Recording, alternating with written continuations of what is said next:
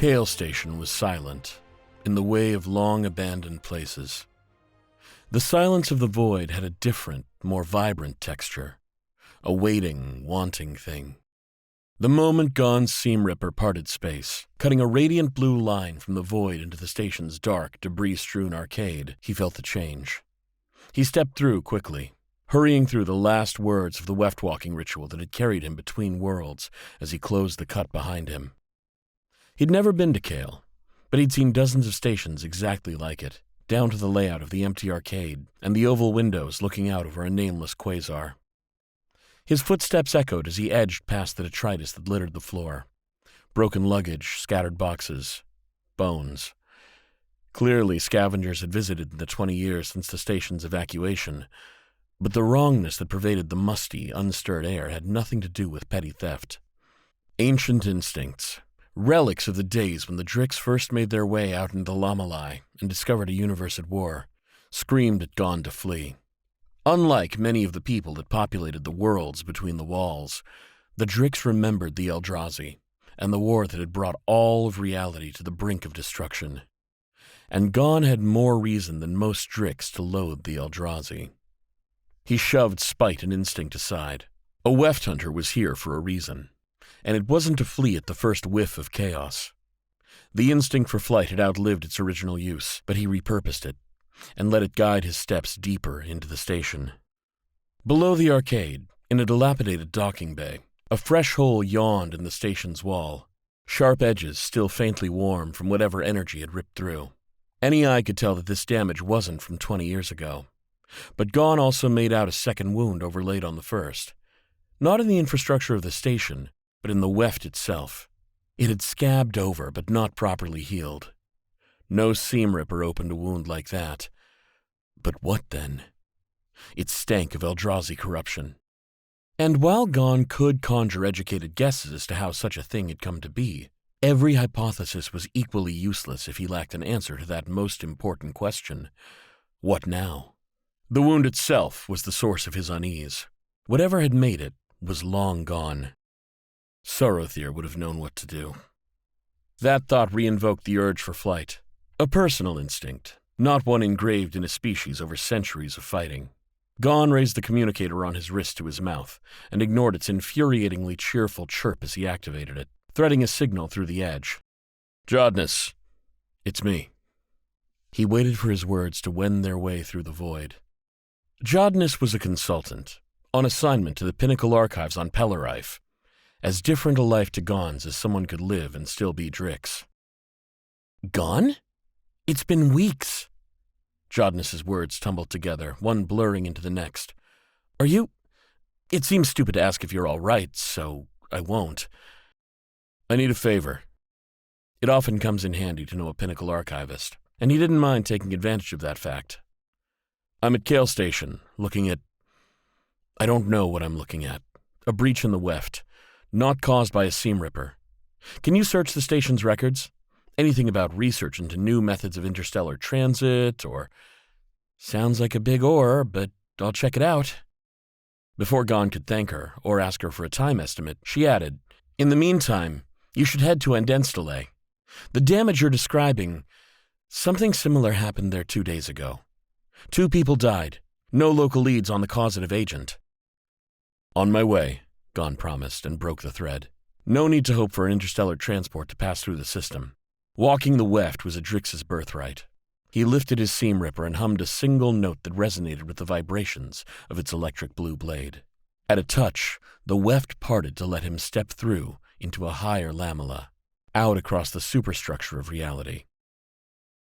The last time Ghan had come to Andenstelle, it was only a waypoint on a long hunt that led him and Sorothyr through all the worst and weariest corners between the walls. What he saw when he cut his way into a stinking back alley matched his memories. A maze of tram tracks and monorails, skyscrapers whose heights vanished into gray-pink smog. Unlike before, his quarry was close. That same sense of wrongness had preceded him here, stronger, more present than on Kale Station. He shifted his grip on the seam ripper so that it felt more like a weapon than a tool and left the alley. Down crowded streets, through public buildings with winding queues, Ghan navigated with his own pulsating discomfort as a guide. Another thing hadn't changed in the last 10 years. People got out of the way of a Drix hunter with purpose in his stride. Ghan kept a wary eye, too. If Pinnacle enforcement agents spotted him, they might interfere with his hunt of a local civilian. Or worse, they might try to help him. He pulled up short outside a fenced-in square, stacked with house-sized shipping containers. A squat structure in the middle anchored a taut cable as thick as Ghan was tall, which ran up into the clouds and disappeared from sight. A space elevator. Something inside it called out to Ghan, and duty demanded that he answer. The seam ripper parted chain links as easily as it did reality. Ghan ran his fingers over the cold metal of shipping container after shipping container. Nothing chaos-touch slept within. Where then? "Tell me what to do," he said to a shipping container, and kicked it for good measure. "Excuse me!" If the tainted presence hadn't already shredded his nerves, the voice wouldn't have startled him. He spun to find a human woman in a khaki-green uniform, yellow-gray hair, probably middle-aged. Her badge read Kisori Umberlin. Her sleeve insignia proclaimed her as the third-degree elevator loading technician. "Authorized personnel only." And the surge of nausea that struck Ghan meant she was the source of the contamination. He pointed his seam ripper and hesitated. A Wefthunter's ruthlessness was another weapon in his arsenal, but he'd destroyed enough proto-beings before to see that this woman, her clear eyes and her workaday weariness, didn't fit the profile. "I just want to talk." He would kill her afterward if he have to, but if he didn't have to... Like her fellow citizens, Kisori didn't miss the significance of the seam ripper. She stepped back, one hand darting to her pocket. "No," she said, and bolted. Ghan launched himself after her, cursing the moment he'd wasted. She knew the layout of this place, the crooks and corners, entrances and exits. If he lost her, she'd have a chance to use whatever horrific curio she had in her possession. He whistled, short and sharp, a sound that insinuated itself between the oscillating buzz of his seam ripper rather than resonating with it, and sliced himself a path. A split second later, he dropped out of a shining slit in the air, a scant few meters in front of Kisori. She yelped and swerved left. Ghan followed, already cutting. Sorothir had hated it when he microstepped like this. Risky, reckless. One day you'll mistime it and I'll lose you. Ghan slipped back into the Andestalean lamella and dodged the swinging hook of a loading crane. Kisori was already scrambling over the fence. He cursed fluently and stepped again. It would have been easier with two. One to fence her in, one to pin her down. But one was what he had. He flung himself between lamellae, weaving his path around hers, through the indoor passages that crisscrossed the city, over tram tracks, across a marketplace where the reek of fresh fish cut through the smog. In the jumbled, crowd-choked platforms of the monorail exchange, he thought he'd lost her. But no, there she was, ducking into a train on the highest level. He aimed himself at her and sliced clean and true, and short. The momentum he'd built before the cut gave him a split second to tread empty air, enough to realize what was about to happen before gravity took over. Like jerking awake at night in an empty bed. The panic, the certainty of the fall. His arms flailed. He saw Kisori's wide-eyed face right in front of him and wondered who would hunt her once he was dead. And then he was swinging, not falling. A tearing sensation in his shoulder, a breath-breaking impact against the side of the monorail platform. He scrabbled desperately with both feet and found himself lifted by the grace of strength other than his own. When he landed on his knees, it was Kisori's face in front of his again, no longer open-mouthed with shock, her lips flat and white. "Why didn't you kill me?" she asked. "Killing ordinary people isn't my job," he croaked, when enough air had squeezed back into his lungs. "Just give me the artifact." Her lips pulled back, baring her teeth. "No, not when I'm this close to Eret." She produced the artifact from her pocket, blood brown and gnarled, aglow from inside. Pain slowed Ghan when he grabbed at it.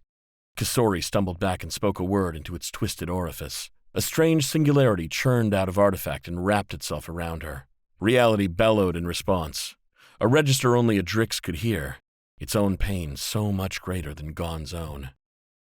"Get down!" he shouted, not waiting to see whether people listened.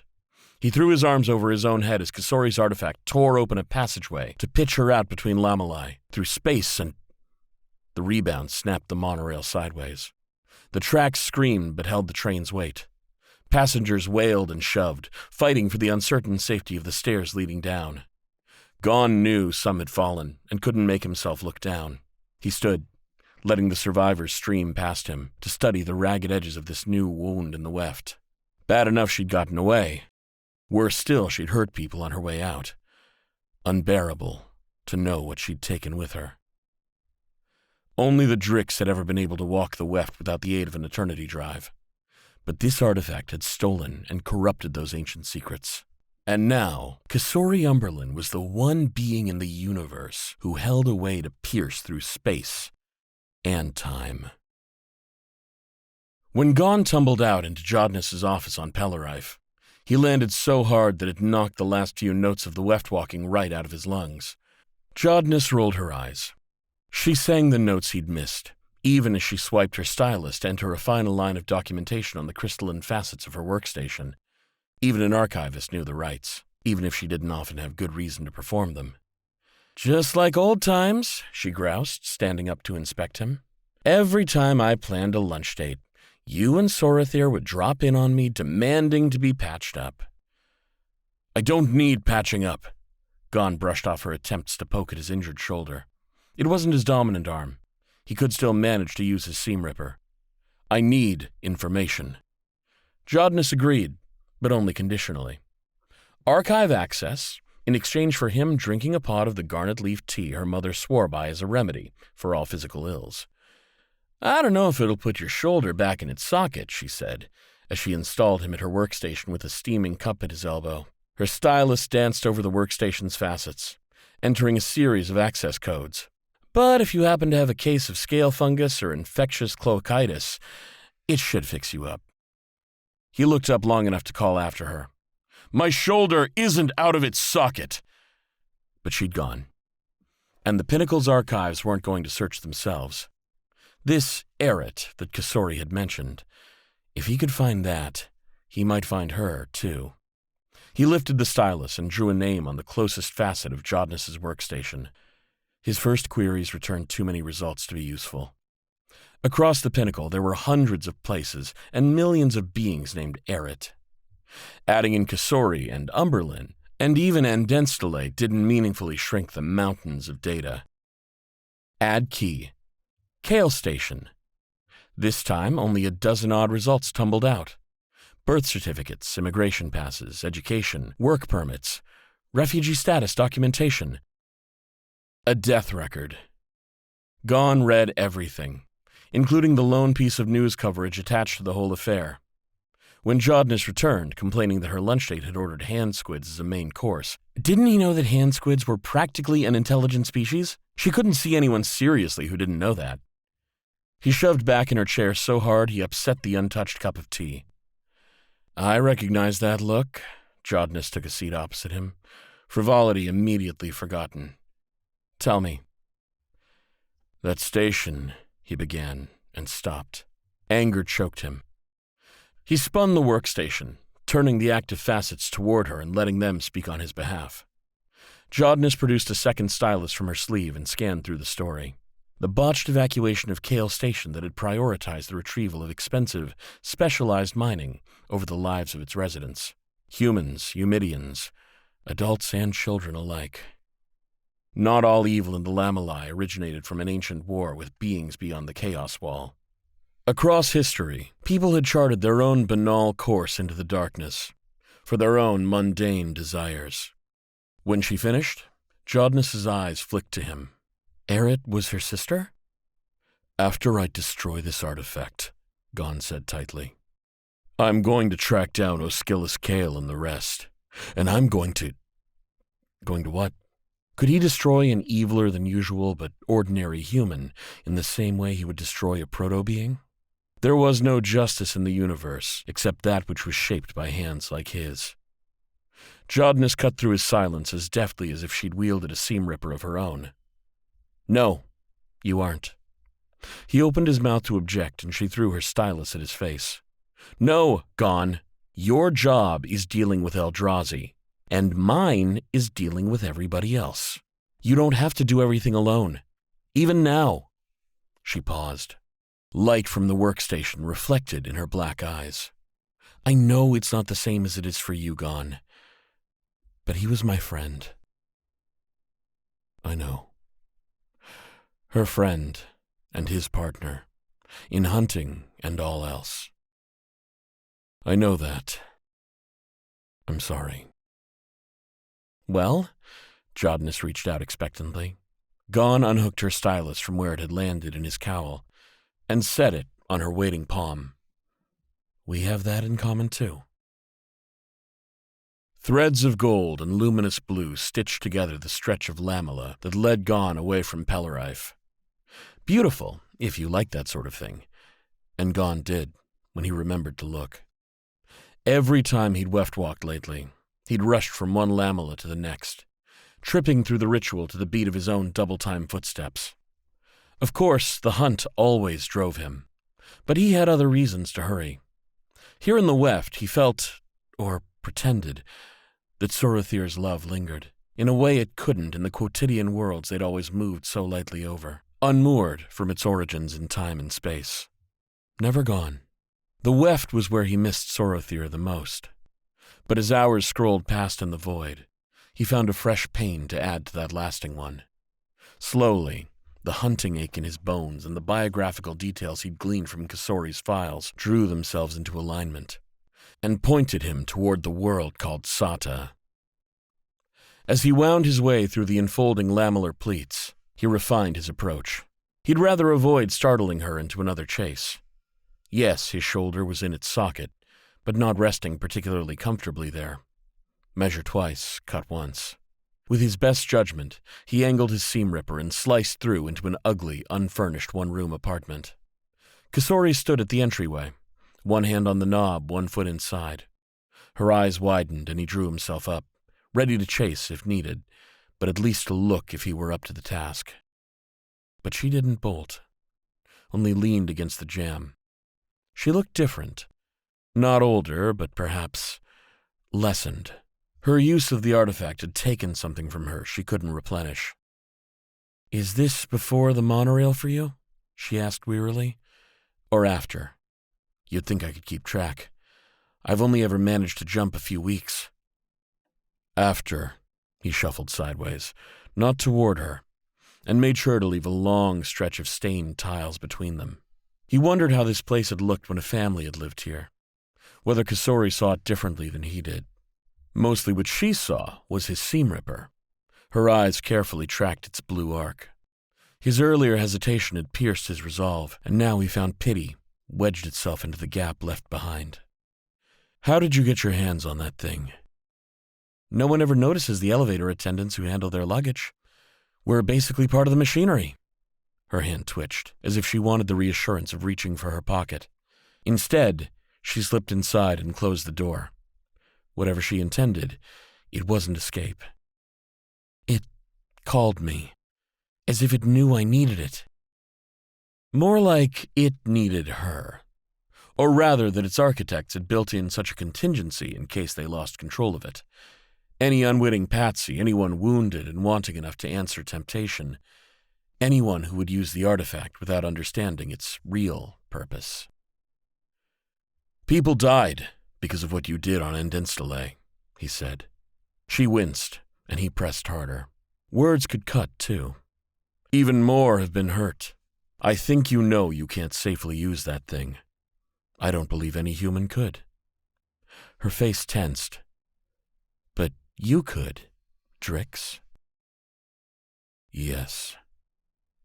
"It chose me, not you." Deliberately, she withdrew it from her uniform pocket. Its appearance hadn't changed, but the sight of it wrenched Ghan's stomach even more viciously. Whatever life or vitality it had drawn from Kasori, it had taken into itself and poisoned. "You want Eret to stay dead, but she deserves better. From the world. From me." She swept her arm, gesturing to the dingy, unoccupied apartment. "This is where she was, where she is. I took her away. But I can bring her back here. It'll work this time." Her eyes darted to the artifact, and she lifted it to her mouth. "Kasori, don't!" "It's okay," she said, and laughed, as if she earnestly believed that it was. "I know what to do." With a whistle, Ghan spun his seam ripper. A single microstep, the smallest he'd ever taken, 3 meters across the apartment, and he could try to wrestle the artifact out of her hands. The microstep saved his life. When he popped back into the apartment a split second later, it was as if a bomb had gone off. Kasori had blown a hole through the external wall, and a wavering tear in the weft shimmered through the morning hazy air of the city. Outside, above, and all around, people cried out in terror, and the apartment building added its steel girder shrieking to the chorus. An echo ran through Ghan's nerves. His teeth ached as he moved closer, kicking the artifact from Kasori's limp fingers. Whatever it had already taken from her, it had finished its work. She lay like a child's broken toy. Only human hubris would have dared to imagine itself immune to a device like this. But then again, Ghan remonstrated himself, humans hardly had a monopoly on bad judgment. A brief hailstorm of plaster chips gave him a moment's warning. He looked up in time to see the ceiling above him shear in half.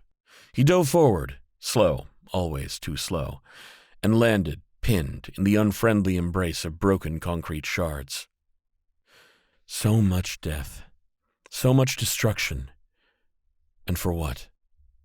His good arm reached out in front of him, free but useless, except to claw at the ugly floor.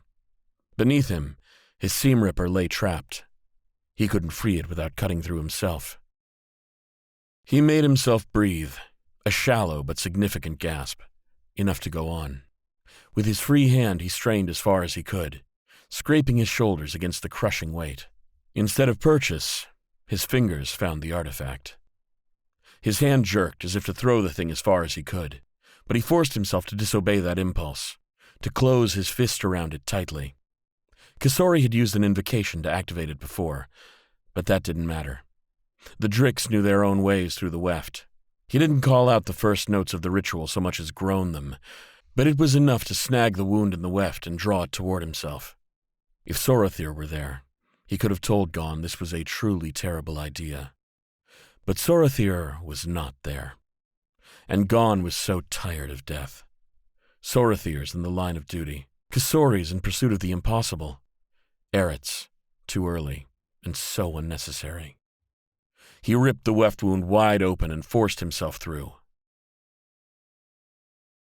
The good news. This was exactly the right place to use the artifact. Even with the chaos-infected technology to orient him, Ghan struggled to incorporate this new dimension in the weft into his understanding. But it tugged him toward the past. Here, the fabric of reality was so much thinner, so rarefied. On the lower planes, the artifact had demanded a huge burst of energy to force its way through. Here, which was, in a sense, everywhere, it took far less power to twist a passageway between layers, between times. A human like Kasori, who couldn't walk between worlds unassisted, never had a chance. The bad news. This was exactly the right place to use the artifact. In Ghan's hand it pulsed, drawing on the life that sustained him as it reached for a place beyond place that should never, never be touched. A boiling chaos. A terrible eye that struggled to open into an era long past. Ghan, a Wefthunter, a Drix, refused to be the vessel of their return. His people had ways to exert their will on the weft. With what breath he had, he filled his mouth with the words of those old, old rites. Sheltering behind ritual, he resisted the artifact's demand. He had space to scrabble for whatever control he could steal. Not much control, but enough to force closed that sickening window to a best-forgotten past. Because he was a Wefthunter, a Drix, and a stubborn, reckless fool who should have known better. And he didn't intend to meet his match in a plaything for Eldrazi cultists. One last gamble, and one he meant to win. With his remaining strength, he wrenched the artifact's focus sideways toward a more recent past, the prologue to this unorthodox hunt. To Sada, still within reach. 5 years back, 10, dozens of strangers blinking in and out of existence in that same sad little apartment. He stretched back farther, with numbing fingers, with dimming vision, while the artifact's pull hammered at his temples. Even farther, and he could make out a half-familiar shape, a human with a smaller shadow in her orbit. Kasori and Eret, young and hungry and happy. He should warn them, or drag them through to a kinder corner of his own time. A feverish vision of them drinking tea in Jodnus' office sprang to mind, wringing a laugh from him. Their laughter didn't last. Though he strained to breach that last stretch of time, to press into a stretch of history that had already happened, the distance was too great. It would devour more life than he had left to offer, and he had little enough of that left these days. An idea asserted itself. A slippery little idea, greasy, refusing to let him get a grip on it. Yes, Kasori and Eret must stay stranded in their youth. Too far, too bad, very sad. But he knew someone, didn't he, who lay buried in a past much closer to hand. He caught himself leaning toward that day, that fight, that proto-being, that blood and ichor. How could I blame a human for failing the trials of temptation when I almost broke without a second thought? But he didn't break, even though everything in him longed to. It would be too far to reach back, not if he still wanted to fix his mistakes, to prevent all the pain riding in the wake of Kasori's quest and his own failures, to save lives, plural, not just one, even that one. Ruthlessness made the hunter, and sometimes ruthlessness demanded to be turned inward. "I'm sorry," he said, to himself and to whatever love was left to listen. Weft walking lay beyond his strength now. He Weft crawled, repeating the rites for their comforting familiarity as much as for the safety they offered. When he reached Andenstele, he pressed himself up against the filmy versions of the city's past and tumbled through time that broke like rotten wood. In the elevator loading bay, Kasori gasped and jumped back. Not a young woman, but not ravaged yet by the demands of the artifact she already held in her hand. Weeks ago, before her days had begun to loop back in on themselves. "What the? Are you okay, mister?" Ghan rolled onto his side. "What you're planning," he rasped. "It's not worth it." He held up his own version of the artifact, and she reached for it instinctively with the hand already holding her own. The twinned copies tesseract folded together, with Drix fingers and human ones intertwined, fighting for control. "Look," said Ghan, too tired to fight and ready to play dirty. He slid his other hand into his robe and took out a tab etched with a name and contact key, dropping it at her feet. "You don't have to go it alone, but Eret wouldn't want you to do this." Kasori recoiled. "How do you know that name?" She'd figure it out. Or she wouldn't. The moment she let go of the artifact, Ghan bawled out the rites. The lamella crumbled around him like dirt, falling into an open grave. He lost track of how long it took to claw his way back to his own present, where he pawed at the weft wound until he fell through. A dizzying sight greeted him. A double vision of the apartment's destruction, overlaid on the ugly but intact original when he'd first arrived. His seam ripper lay beneath a concrete shambles. He snatched it up even as the world resolved into a single truth. A truth that involved Ghan lying on his back on scummy tiles, now liberally streaked with his own gray-green ichor. Worse things could be true. Worse things had been true. Still were. Nothing to be done about that. Maybe one thing. With a whistle that was more spittle than air, Ghan parted a small surgical cut with his seam ripper. The artifact vibrated in his hand when he slid it halfway into the opening. But he'd made his choice, and its call didn't reach him anymore. Not in the unprotected places it dug into the first time. He closed his eyes and sang the ritual through to its ending. The seam sealed. Half of the artifact dropped to the floor with a clatter of finality. Possibilities closed. Stories ended. Then it was just enough to breathe. A stretch of scar tissue still knotted itself into the weft. The outline of the space-time wound left behind by the artifact. It hurt, but it held. And when the ringing in Ghan's ears faded, he heard voices all around. People preparing dinner. children happily shrieking up and down the hallway. He lifted his communicator to his mouth, letting his arm rest on his chest before threading a line through. "How's the Kale investigation going?" he asked, tasting ichor in the back of his throat, and waited. "Hello to you too," said Jodnus chidingly. "You know these things take more time than cleaning up Eldrazi messes. Speaking of which, when you're done chasing down this artifact, Kasori has—" He sat up so fast his temples throbbed. "Kasori?" "My assistant? The one who brought me the Kale lead in the first place? I know you're bad with human names, but this is embarrassing." She sighed a sigh that rattled through the weft. "Kasori has something for you. There's a proto-being emerging, a Kav called Tanuk. Since the Kav aren't part of the Pinnacle, this falls outside the reach of my legal recourse." Ghan laughed wetly, which startled a responding laugh out of Jodnus in turn. When he climbed to his feet, he left his weariness along with his ichor on the kitchen floor.